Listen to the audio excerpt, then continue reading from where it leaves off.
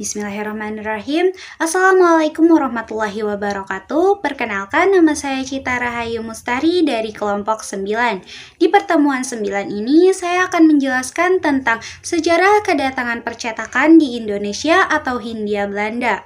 Bermula pada kedatangan Belanda, mereka menyadari manfaat pers untuk mencetak aturan hukum yang termuat dalam maklumat resmi pemerintah. Awal mula dan pemakarsa percetakan Hindia Belanda yaitu diprakarsai oleh para misionaris gereja Protestan Belanda.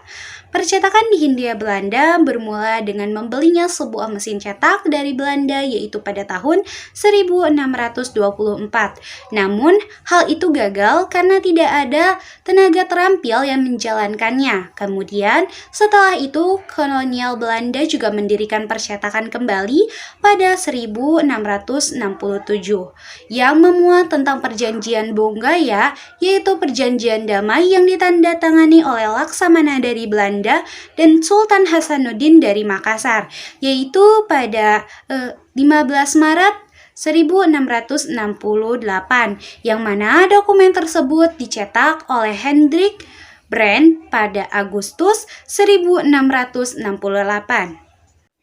Kemudian munculnya surat kabar pertama yaitu pada 1744 di kalangan orang-orang Eropa yang ada di Hindia Belanda.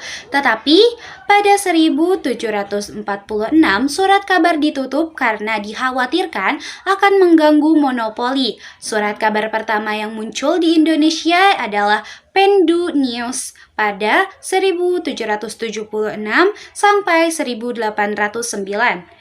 Dan muncul juga percetakan misionaris yaitu bertujuan untuk mendukung kegiatan perinjilan di Hindia Belanda. Didirikan di Maluku pada 1813 dan mencetak brosur keagamaan pada 1816. Kemudian pada tahun 1823 sampai 1842, percetakan ini menghasilkan 1.892.094 naskah keagamaan.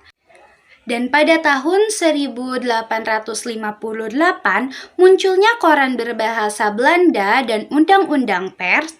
Pada kuartal 2 abad 19 mulai munculnya percetakan milik swasta dan surat kabar muncul kebanyakan di Batavia, Semarang, dan Surabaya pada tahun 1856. 16 surat kabar beredar di Hindia Belanda.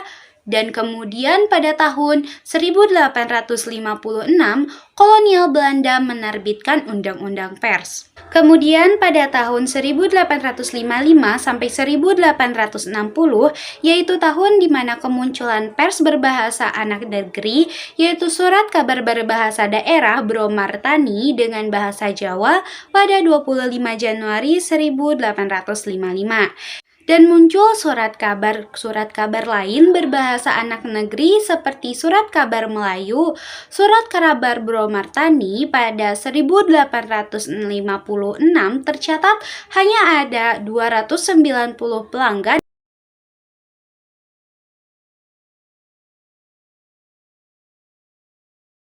Wassalamualaikum warahmatullahi wabarakatuh.